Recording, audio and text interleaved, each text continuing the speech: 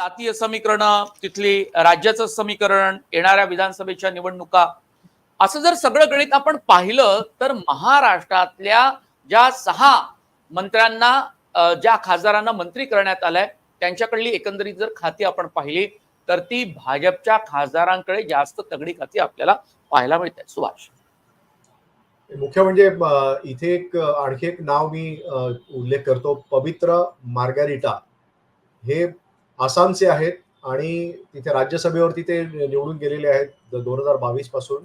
भारतीय जनता पक्षाचे आहेत. त्यांना परराष्ट्र व्यवहार राज्यमंत्री पद त्यांना देण्यात आलेलं आहे. मोठं पद आहे आणि अशा वेळेला आसाम सारख्या राज्याचा माणूस हा पहिल्यांदा external affairs minister of state होणार आहे. आणि ही एक बीजेपी कशा प्रकारे नॉर्थ ईस्टच्या राज्यांकडे बघते त्याचं एक उदाहरण आहे. राजीव रंजन सिंग, ज्यांना लल्लन सिंग असं म्हणतात, त्यांच्याबद्दल मी मगाशी उल्लेख केला. राजीव रंजन सिंग उर्फ लल्लन सिंग यांच्याकडे minister of Panchayati Raj, minister of fisheries, animal husbandry and dairy, म्हणजे पंचायती राज आणि कृषी खात्यातली fisheries, animal husbandry and dairy हे डिपार्टमेंट दिलेलं आहे.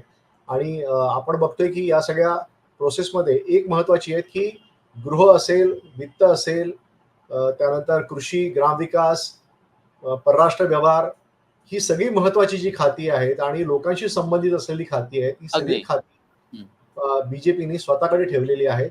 आणि आपले जे साथी पक्ष आहेत, इंडिया मधले घटक पक्ष आहेत, यांच्याकडे मात्र महत्वाची खाती दिलेली नाहीत. हे इथे लक्षात ठेवलं पाहिजे. एकीकडे महाविकास आघाडी किंवा जी इंडिया आघाडी आहे, या इंडिया आघाडीने नितीश कुमार यांना डेप्युटी प्राईम मिनिस्टरशिपची ऑफर दिली होती आणि त्या तुलनेमध्ये आपण आता बघतोय की भाजपनं मात्र तशी म्हणायला गेलं तर तुलनेने कमी महत्वाची खाती इथे आपल्या घटक पक्षांना दिलेली आहे.